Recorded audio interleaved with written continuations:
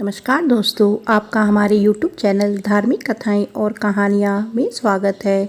आज मैं आपको बृहस्पतिवार व्रत की संपूर्ण कथा सुनाऊंगी। अगर आपको यह कथा अच्छी लगी तो आप वीडियो को लाइक, सब्सक्राइब और शेयर ज़रूर कीजिएगा। आइए सुनते हैं बृहस्पतिवार व्रत की कथा। बहुत समय पहले की बात है। भारत में एक राजा राज्य करता था। वह अति प्रतापी एवं दानी था। वह प्रतिदिन मंदिर में भगवत दर्शन करने जाता था और गुरु और ब्राह्मण की सेवा भी किया करता था। उसके द्वार से कोई भी याचक निराश नहीं लौटता था। वह प्रत्येक गुरुवार को व्रत रखता और पूजन करता था। हर दिन गरीबों की मदद करता था, परंतु यह बातें उसकी रानी को पसंद नहीं थी। वह ना तो व्रत करती थी और ना किसी को एक भी पैसा दान के रूप में देती थी। वह राजा को भी ऐसा करने से रोकती थी। एक समय की बात है, जब राजा शिकार खेलने वन में गए। महल में सिर्फ रानी और दासी थी। उस समय गुरु बृहस्पति साधु का रूप धारण कर राजा के दरवाजे पर भिक्षा मांगने आए। साधु ने रानी से भिक्षा मांगी तो वह कहने लगी, हे साधु महाराज, मैं इस दान्य पुण्य से तंग आ गई हूँ। इस काम के लिए तो मेरे पति देव ही बहुत हैं। अब आप ऐसा करो कि सारा धन नष्ट हो जाए तथा मैं आराम से रह सकूं। साधु का वेश रखे बृहस्पति देव ने कहा, हे देवी, तुम अति विचित्र हो। संतान और धन से कोई दुखी नहीं होता, सभी इसे चाहते हैं। पापी भी पुत्र और धन की इच्छा करता है। अगर तुम्हारे पास धन बहुत है तो भूखे मनुष्यों को भोजन कराओ, ब्राह्मणों को दान दो, प्याऊ लगवाओ, धर्मशालाएं बनवाओ, कुएं, तालाब, बावड़ी, बाग बगीचे आदि बनवाओ तथा निर्धनों की कुंवारी कन्याओं का विवाह करवाओ। साथ ही यज्ञ आदि करो। इस प्रकार के कर्मों से आपके कुल का एवं आपका नाम लोक परलोक में प्रसिद्ध होगा एवं स्वर्ग की प्राप्ति होगी। किंतु वह मूर्ख रानी साधु की इन बातों से खुश नहीं हुई। वह बोली, हे साधु महाराज, मुझे ऐसी संपत्ति की आवश्यकता नहीं जो मेरे काम न आए तथा जिसको मैं अन्य लोगों को दान कर दूं, जिसको रखने और संभालने में ही मेरा सारा समय नष्ट हो जाए। साधु ने रानी को समझाने का बहुत ही प्रयत्न किया, परंतु रानी अपनी बात पर अडिग रही। तब साधु ने कहा, हे देवी, यदि तुम्हारी ऐसी ही इच्छा है तो जैसा मैं तुम्हें बताता हूँ तुम वैसे ही करना। बृहस्पतिवार के दिन घर को गोबर से लीपना, अपने केशों को पीली मिट्टी से धोना, केशों को धोते समय स्नान करना, राजा से कहना कि वह भी हजामत करवाए, भोजन में मांस मदिरा खाना, कपड़े धोबी के यहाँ धुलने डालना। इस तरह 7 बृहस्पतिवार निरंतर करने से तुम्हारा सब धन नष्ट हो जाएगा। ऐसा कहकर साधु रूपी बृहस्पति देव अंतर्ध्यान हो गए। रानी ने साधु के कहे अनुसार ही 7 बृहस्पतिवार वैसे ही करने का विचार किया। साधु के बताए अनुसार करते हुए उसे केवल 3 बृहस्पतिवार ही बीते थे कि उसकी समस्त धन संपत्ति नष्ट हो गई। कहे अनुसार ही करने से भरपेट भोजन के लिए भी दोनों समय परिवार तरसने लगा तथा सांसारिक भोगों से दुखी रहने लगा। इस प्रकार के अभावग्रस्त जीवन से तंग आकर एक बार राजा रानी से कहने लगा कि हे रानी, तुम यहाँ पर रहो, मैं दूसरे देश को जाता हूँ, क्योंकि यहाँ पर मुझे सभी मनुष्य जानते हैं, इसीलिए मैं यहाँ कोई कार्य नहीं कर सकता। देश चोरी परदेश भीख के समान है। ऐसा कहकर राजा परदेश चला गया। वहाँ जंगल में लकड़ी काट कर लाता और उन्हें शहर में बेचकर जीवन यापन करने लगा। राजा के जाने के पश्चात इधर उसके बिना रानी और दासी दुखी रहने लगी। किसी दिन भोजन मिलता तो किसी दिन जल पीकर ही रहना पड़ता। एक समय रानी और दासी को 7 दिन बिना भोजन के व्यतीत हो गए तो रानी अपनी दासी से बोली, हे दासी, यहाँ समीप के ही नगर में मेरी बहन रहती है जो बहुत धनवान है। तू उसके पास जा और वहाँ से 5 सेर भेजर मांग कर लिया, जिससे कुछ समय के लिए गुजर बसर हो जाएगी। दासी उसकी बहन के पास गई। बृहस्पतिवार का दिन था। रानी की बहन उस समय ध्यान मग्न होकर पूजा कर रही थी। दासी ने रानी की बहन से कहा, हे रानी, मुझे आपके पास आपकी बहन ने भेजा है, मुझे 5 सेर भेजर दे दो। दासी ने अपनी बात अनेक बार कही, परंतु रानी की बहन ने कोई उत्तर नहीं दिया, क्योंकि वह उस समय बृहस्पतिवार की कथा सुन रही थी। रानी की बहन से जब दासी को कोई अपेक्षित उत्तर नहीं मिला तो वह अति दुखी हुई। उसे क्रोध भी आया। लौटकर वह रानी से बोली, हे रानी, आपकी बहन बहुत धनी स्त्री है, परंतु वह अति घमंडी भी है। वह छोटे लोगों से बात भी नहीं करती। 5 सेर भेजर देने के लिए मैंने उससे बहुत बार कहा, परंतु उसने कोई उत्तर नहीं दिया। इस प्रकार मुझे निराश एवं खाली हाथ लौटना पड़ा। रानी बोली, हे दासी, इसमें मेरी बहन की किसी प्रकार का कोई दोष नहीं है। जब बुरे दिन आते हैं तब कोई सहारा नहीं देता, अपने पराये हो जाते हैं। अच्छे बुरे का ज्ञान विपत्ति में ही होता है। जो ईश्वर की इच्छा होगी वही होगा। यह सब हमारी भाग्य का दोष है। उधर पूजा समाप्त होने के पश्चात रानी की बहन ने सोचा कि मेरी बहन की दासी आई थी, परंतु मैंने उसे कोई उत्तर नहीं दिया। इससे वह बहुत दुखी हुई होगी।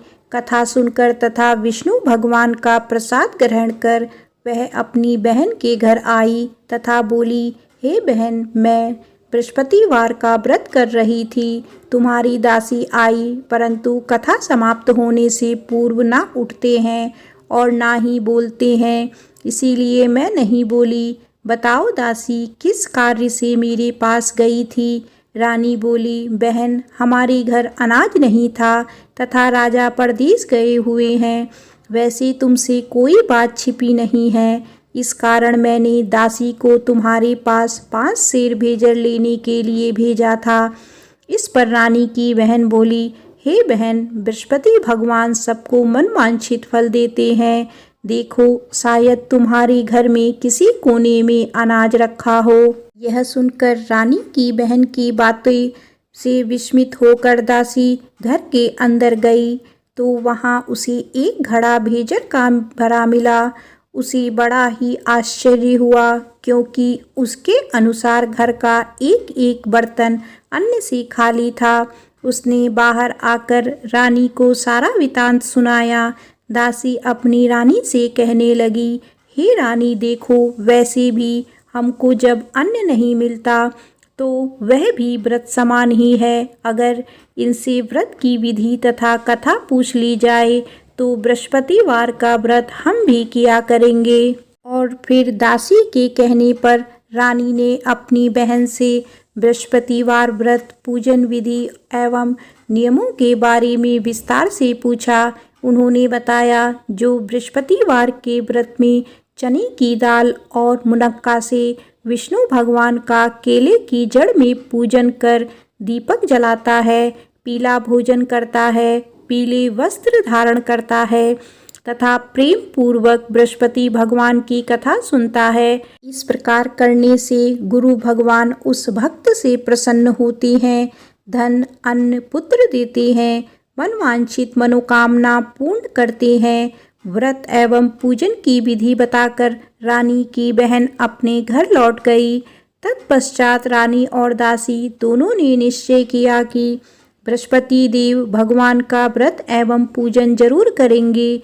7 दिन पश्चात जब बृहस्पतिवार आया तो दोनों ने व्रत रखा। दासी घुड़साल में जाकर चना और गुड़ बीन लाई और उसकी दाल बनाकर केले की जड़ में विष्णु भगवान का पूजन किया।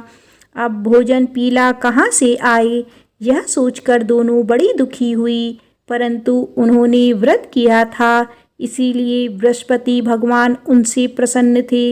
एक साधारण व्यक्ति के रूप में वे 2 थालों में सुंदर पीला भोजन लेकर आए और दासी को देखकर बोली, हे दासी, यह भोजन तुम्हारी और रानी के लिए है, तुम दोनों ही इसे ग्रहण करना।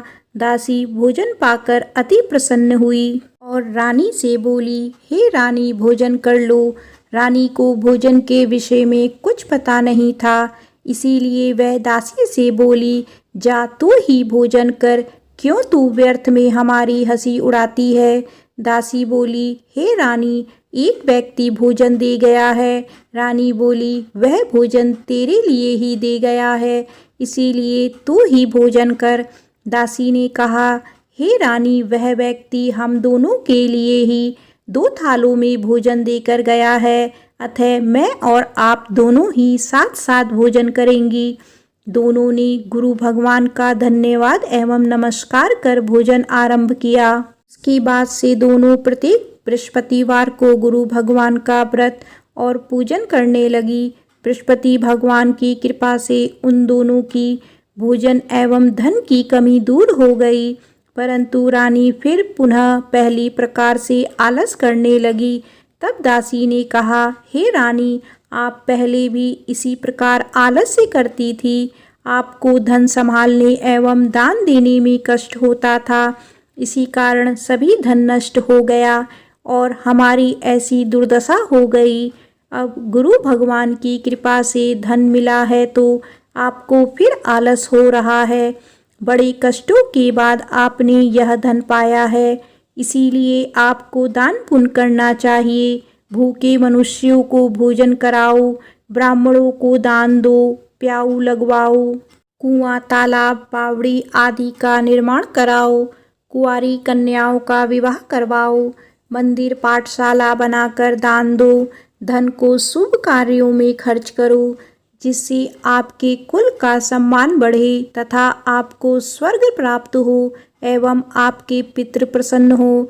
दासी की बात मानकर रानी ने इसी प्रकार के सत्कर्म करने प्रारंभ कर दिए। इस प्रकार करने से उसका काफी यश फैलने लगा। कुछ दिनों के बाद एक दिन रानी और दासी आपस में विचार करने लगी कि ना जाने राजा किस दशा में होंगे, उनकी कोई खबर नहीं है। रानी राजा की कोई खबर ना पाकर उदास रहने लगी।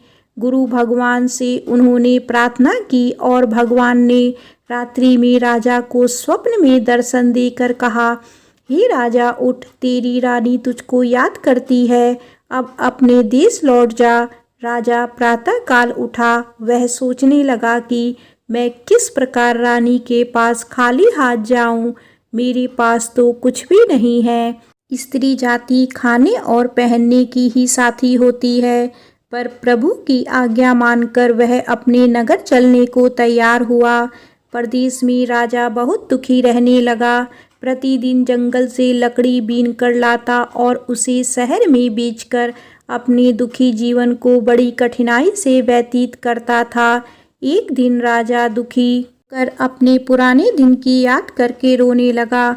उस जंगल में बृहस्पति देव एक साधु का रूप धारण करके आए और राजा से बोले, हे लकड़हारे, तुम इस वियायान जंगल में किस चिंता में बैठे हो, मुझे बताओ। यह सुनकर राजा की आंखों में आंसू भर आए और वह साधु को प्रणाम करके बोला, हे प्रभु, आप सब कुछ जानने वाले हैं। इतना कहकर राजा ने साधु को अपनी समस्त व्यथा सुना दी। तब साधु रूपी गुरु भगवान राजा से बोले, हे राजन, तुम्हारी पत्नी ने बृहस्पतिवार के दिन बृहस्पति देव का अपमान किया था, जिसके कारण तुम्हारी यह दुर्दशा हुई। अब तुम किसी प्रकार की चिंता मत करो, भगवान तुम्हें पहले से अधिक धन प्रदान करेंगे।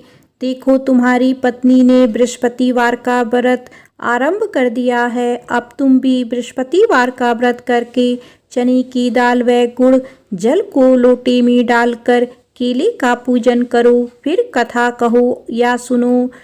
भगवान तुम्हारी सभी इच्छाएं की पूर्ति करेंगे। साधु के वचन सुनकर राजा बोला, हे प्रभु, मुझे लकड़ी बेचने के पश्चात इतना पैसा भी नहीं बचता कि भोजन करने के उपरांत कुछ भी बचा सकूं। मैंने रात्रि में अपनी रानी को व्याकुल एवं व्यथित देखा है। मेरे पास कोई साधन नहीं जिससे उसका समाचार भी जान सकूं। इसके अतिरिक्त मैं बृहस्पति देव की कथा भी नहीं जानता, जिसे कह या सुनकर मैं व्रत धारण कर भगवान बृहस्पति देव का पूजन कर सकूं। साधु ने कहा, हे राजा, तुम किसी बात की चिंता ना करो। बृहस्पतिवार के दिन तुम नित्य की भांति लकड़ियां लेकर शहर में जाओ। तुम्हें रोज से दुगना धन प्राप्त होगा, जिससे तुम भली भांति भोजन कर लोगे तथा गुड़ एवं चने का प्रसाद खरीदकर बृहस्पति देव की पूजा भी कर सकते हो। बृहस्पतिवार की कहानी इस प्रकार से है। प्राचीन समय में एक बहुत ही निर्धन ब्राह्मण था। उसके कोई संतान नहीं थी। ब्राह्मण नित्य पूजा पाठ करता। ब्राह्मण स्वभाव से दयालु तथा धार्मिक विचारों वाला व्यक्ति था, परंतु उसकी पत्नी बहुत मलिनता के साथ रहती थी। वह ना तो स्नान करती थी और ना किसी देवता की पूजा करती। सुबह उठते ही सर्वप्रथम भोजन करती, बाद में घर के अन्य कार्य करती। अपनी पत्नी की ऐसी आदत के कारण ब्राह्मण देवता बहुत दुखी थे। वह अपनी पत्नी को बहुत समझाते, किंतु उसका कोई परिणाम ना निकलता। भगवान की कृपा से ब्राह्मण की स्त्री के कन्या उत्पन्न हुई। वह कन्या ब्राह्मण के घर में बड़ी होने लगी। वह बालिका प्रातः काल ही स्नान करके भगवान विष्णु का जप करती, बृहस्पतिवार का व्रत भी करने लगी। पूजा पाठ समाप्त कर पाठशाला जाती तो अपनी मुट्ठी में जौ भर कर ले जाती और पाठशाला जाने के रास्ते में डालती जाती। भगवान बृहस्पति की कृपा से वही जौ स्वर्ण के हो जाते थे, तो लौटते समय उनको बीनकर घर ले आती। एक दिन वह बालिका सूप में उन सोने के जौ को फटक कर साफ कर रही थी। तभी उसकी माँ ने उसे देख लिया और कहा, हे बेटी, सोने के जौ को फटकने के लिए सूप भी सोने का ही होना चाहिए। दूसरे दिन बृहस्पतिवार था। कन्या ने व्रत रखा और भगवान बृहस्पति से प्रार्थना करके कहा, हे प्रभु, यदि मैंने सच्चे मन से श्रद्धा पूर्वक आपका पूजन एवं व्रत किया हो तो कृपया करके मुझे सोने का सूप दे दो। बृहस्पति देव ने उसकी प्रार्थना स्वीकार कर ली। नित्य की भांति वह कन्या जौ फैलाती हुई पाठशाला चली गई। पाठशाला से लौटते कर जब वह जौ बीन रही थी तो बृहस्पति भगवान की कृपा से उसे सोने का सूप प्राप्त हुआ। उस सोने के सूप को वह घर ले आई और उसमें जौ साफ करने लगी, परंतु उसकी माँ का आचरण वैसा ही रहा। एक दिन वह कन्या सोने के सूप में जौ साफ कर रही थी। उसी समय अचानक उस नगर का राजकुमार वहां से होकर निकला। कन्या के रूप एवं कार्य को देखकर राजकुमार कन्या पर मोहित हो गया। राजमहल लौटकर राजकुमार अन्न तथा जल त्याग कर उदास होकर लेट गया। राजा को जब अपने पुत्र द्वारा अन्न जल त्यागने का समाचार प्राप्त हुआ तो अपने मंत्रियों के साथ वह राजकुमार के पास आई और बोली, हे बेटा, तुम्हें किस बात का दुख है? किसी ने तुम्हारा अपमान किया है अथवा कोई और कारण है तो मुझे बताओ, मैं वही करूँगा जिससे तुम प्रसन्न होगे। राजकुमार ने अपने पिता की बातें सुनी तो वह बोला, आपकी कृपा से मुझे किसी प्रकार का कष्ट नहीं है। किसी ने मेरा अपमान भी नहीं किया है, परंतु मैं उस कन्या के साथ विवाह करना चाहता हूँ जो सोने के सूप में सोने के जौ फटक रही थी। यह सुनकर राजा आश्चर्य में पड़ गया और बोला, हे राजकुमार, इस तरह की कन्या का पता तुम लगाकर मुझे बताओ, मैं तुम्हारा विवाह उसके साथ अवश्य ही करा दूंगा। राजकुमार ने प्रसन्न होकर राजा को उस ब्राह्मण कन्या के घर का पता बताया। राजा के आदेश पर मंत्री उस कन्या के घर गया और राजा को आदेश ब्राह्मण को कह सुनाया। 6 दिन बाद ब्राह्मण की कन्या का विवाह राजकुमार के साथ हो गया। घर से कन्या के विदा होते ही उस ब्राह्मण के घर में पहले की तरह निर्धनता वापस आने लगी। अब भोजन के लिए अनाज भी बड़ी मुश्किल से मिलता था। एक दिन दुखी होकर ब्राह्मण देवता अपनी बेटी से मिलने गए। बेटी पिता की ऐसी अवस्था को देखकर अत्यंत दुखी हुई और उसने अपनी माँ का समाचार पूछा। ब्राह्मण ने पुत्री को सभी हाल कह सुनाया। पुत्री ने अपने पिता को बहुत सा धन देकर विदा कर दिया। इस प्रकार ब्राह्मण का कुछ समय सुखपूर्वक व्यतीत हुआ, लेकिन धन समाप्त होने के बाद स्थिति पूर्ववत हो गई। ब्राह्मण फिर अपनी पुत्री के यहाँ गया और उससे सभी हाल कह सुनाया। पुत्री बोली, हे पिताजी, आप अपने साथ माताजी को यहाँ लिया लाओ। मैं उन्हें वह विधि बता दूंगी जिससे दरिद्रता दूर हो जाएगी। ब्राह्मण देवता अपनी पत्नी को साथ लेकर अपनी पुत्री के पास राजमहल पहुँचे तो पुत्री अपनी माँ को समझाने लगी, हे माँ, तुम सुबह उठकर सर्वप्रथम स्नान आदि करके भगवान विष्णु का पूजन किया करो तो सब निर्धनता दूर हो जाएगी। तो उसकी माँ ने उसकी एक ना मानी। वह सुबह उठकर सर्वप्रथम अपनी पुत्री के घर में बचा जूठन खा लेती थी। एक दिन उसकी बेटी को अपनी माँ पर बहुत गुस्सा आया। उसने उस रात को कोठरी में खाने का सारा सामान निकालकर अपनी माँ को उसमें बंद कर दिया। प्रातः कोठरी से अपनी माँ को निकालकर तथा स्नान आदि कराकर पूजा पाठ करवाया तो उसकी माँ की बुद्धि ठीक हो गई। इसके बाद वह प्रतिदिन पूजा पाठ करती और प्रत्येक बृहस्पतिवार को व्रत भी रखने लगी। इस व्रत के प्रभाव से उसकी माँ भी अत्यंत धनवान तथा पुत्रीवती हो गई और बृहस्पति देवता की कृपा से वृद्धावस्था में मृत्यु को प्राप्त कर स्वर्ग को गई।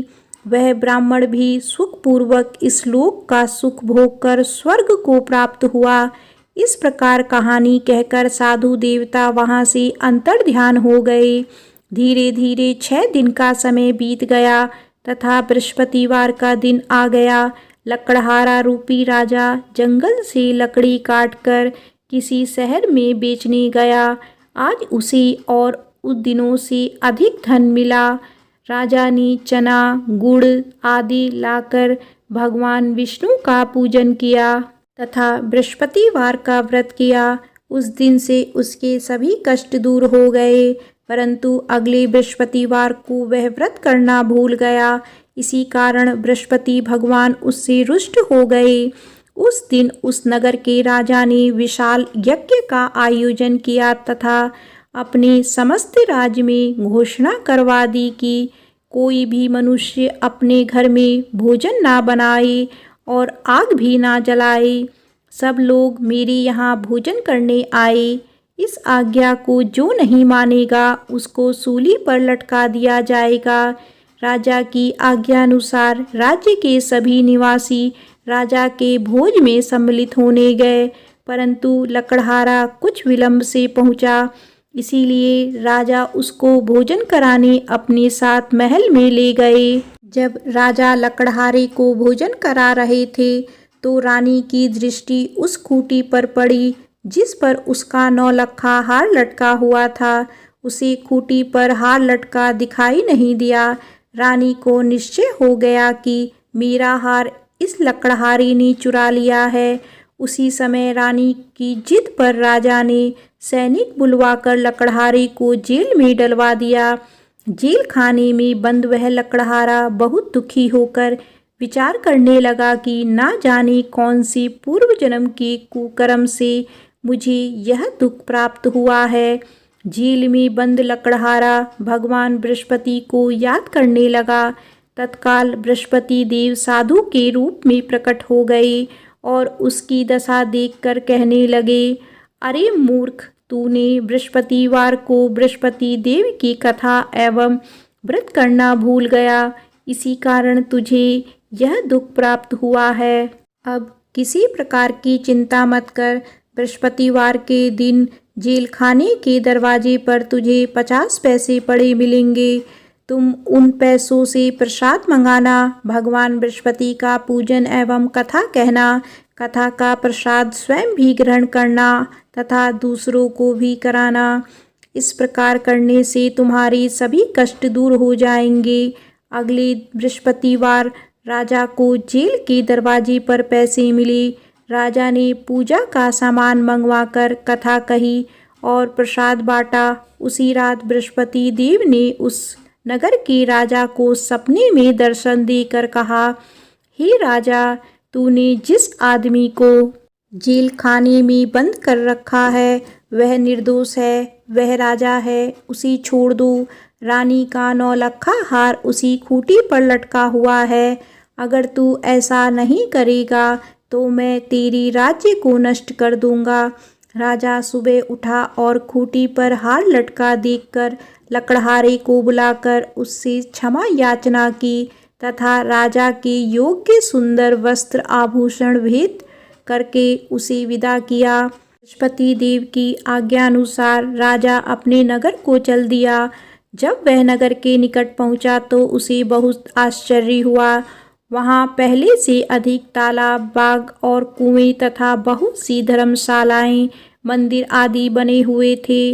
राजा ने जब नगरवासियों से पूछा कि यह बाग, तालाब, धर्मशालाएं एवं कुएं किसके द्वारा बनाए गए हैं, तब नगर के सब लोग कहने लगे कि यह सब रानी और दासी द्वारा बनाए गए हैं।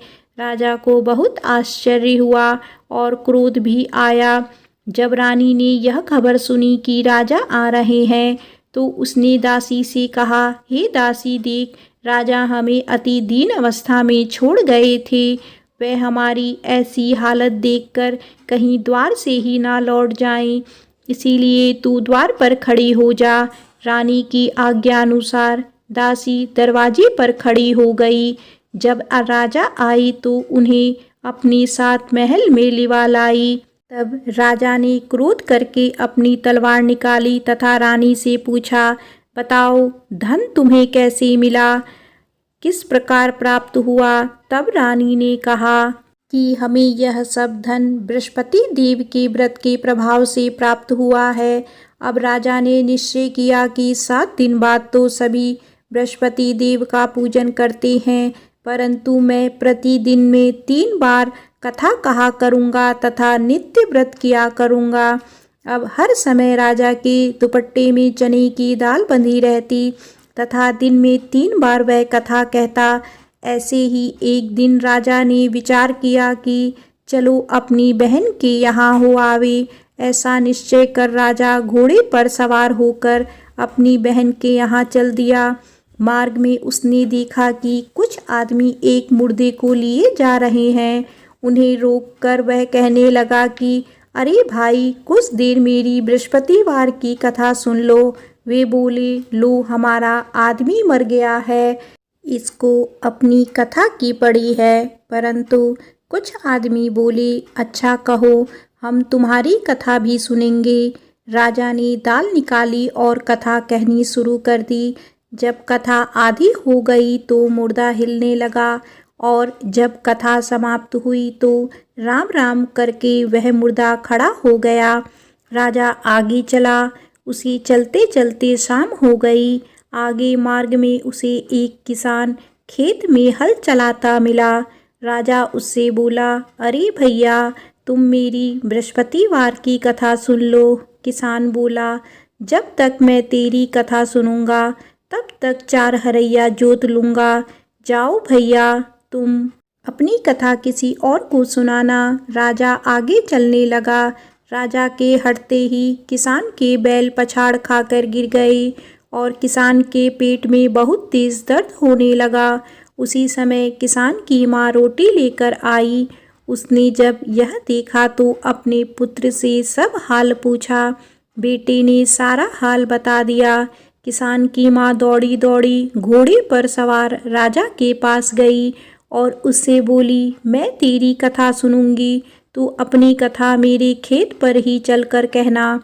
राजा ने लौटकर किसान के खेत पर जाकर कथा कही, जिसे सुनते ही बैल खड़े हो गए और किसान के पेट का दर्द भी बंद हो गया। आगे चलकर राजा अपनी बहन के घर पहुंच गया। बहन ने भाई की खूब आव भगत की। दूसरे दिन सुबह राजा जागा तो उसने देखा कि सब लोग भोजन कर रहे हैं। राजा ने अपनी बहन से पूछा कि यहाँ कोई ऐसा मनुष्य है जिसने भोजन नहीं किया हो और जो मेरी बृहस्पतिवार की कथा का श्रवण कर ले। तो बहन बोली, हे भैया, यह देश ऐसा ही है। यहाँ के लोग पहले भोजन करते हैं, बाद में कोई अन्य काम करते हैं। अगर पड़ोस में हो कोई तो देख आती हूँ। ऐसा कहकर बहन चली गई, परंतु उसे कोई भी ऐसा व्यक्ति नहीं मिला जिसने भोजन ना किया हो। वह एक कुम्हार के घर गई जिसका लड़का बीमार था। उसे यह भी पता चला कि उसके यहाँ 3 दिन से किसी ने भोजन नहीं किया है। राजा की बहन ने अपने भाई की कथा सुनने के लिए कुम्हार से आग्रह किया तो वह तैयार हो गया। राजा ने जाकर बृहस्पतिवार की कथा कही, जिसको सुनकर कुम्हार का लड़का ठीक हो गया। अब तो राजा की हर जगह प्रशंसा होने लगी। कुछ दिन बाद एक दिन राजा ने अपनी बहन से कहा, हे बहन, मैं अपने घर जाऊंगा, तुम भी तैयार हो जाओ। राजा की बहन ने अपनी सास से अपने भाई के साथ जाने की आज्ञा मांगी। सास बोली, चली जा, परंतु अपने लड़कों को यहीं छोड़ जाना, क्योंकि तेरे भाई के कोई संतान नहीं होती है। बहन ने भाई से कहा, हे भैया, मैं तो चलूंगी, परंतु कोई बालक नहीं जाएगा। राजा ने कहा, जब कोई बालक साथ नहीं चलेगा तब तुम ही क्या करोगी। दुखी मन से राजा अपने नगर को लौट आया। राजा अपनी रानी से बोला, हम निर्वंशी राजा हैं, हमारा मुँह देखने का भी धर्म नहीं है। वह उदास होकर बिना भोजन किए शैया पर लेट गया। रानी बोली, हे प्रभु, भगवान बृहस्पति ने हमें सब कुछ दिया है, वे हमें संतान भी अवश्य देंगे। उसी रात बृहस्पति देव ने राजा को स्वप्न में दर्शन देकर कहा, हे राजा, उठ, सभी सोच को त्याग दे, तेरी रानी गर्भवती है। राजा को यह जानकर अति प्रसन्नता हुई। 9वें महीने में रानी के गर्भ से एक सुंदर पुत्र रूपी रत्न पैदा हुआ। तब राजा बोला, हे रानी, स्त्री बिना भोजन के रह सकती है, परंतु बिना कहे नहीं रह सकती। जब मेरी बहन आए तो तुम उससे कुछ मत कहना। रानी ने हाँ कर दी। जब राजा की बहन ने यह शुभ समाचार सुना तो वह अति प्रसन्न हुई तथा बधाई लेकर अपने भाई के यहाँ आई। तभी रानी ने कहा, घोड़ा चढ़कर नहीं आई, गधा चढ़ी आई। राजा की बहन बोली, भाभी, मैं इस प्रकार ना कहती तो तुम्हें औलाद कैसे मिलती। भगवान बृहस्पति ऐसे ही हैं, जैसी जिसके मन में कामनाएं हैं सभी को पूर्ण कर मनवांछित फल देते हैं। जो श्रद्धा पूर्वक बृहस्पतिवार का व्रत करता है एवं कथा पढ़ता है अथवा सुनता है और दूसरों को सुनाता है, बृहस्पति देव उसकी सभी मनोकामनाएं पूर्ण करते हैं। बृहस्पति देव उनकी सदैव रक्षा करते हैं। जो श्रद्धा एवं संपूर्ण आदर भाव से बृहस्पति देव का पूजन एवं सच्चे दिल से व्रत करते हैं, उनकी सभी मनोकामनाएं पूर्ण होती हैं।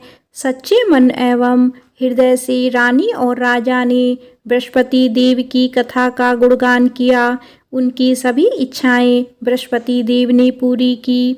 इसीलिए सबको कथा कहने अथवा सुनने के बाद बृहस्पति भगवान का प्रसाद ग्रहण करना चाहिए तथा सच्चे मन एवं भावना से भगवान बृहस्पति का ध्यान करते हुए सदा उनकी जय जयकार करनी चाहिए। बोलिए बृहस्पति भगवान की जय।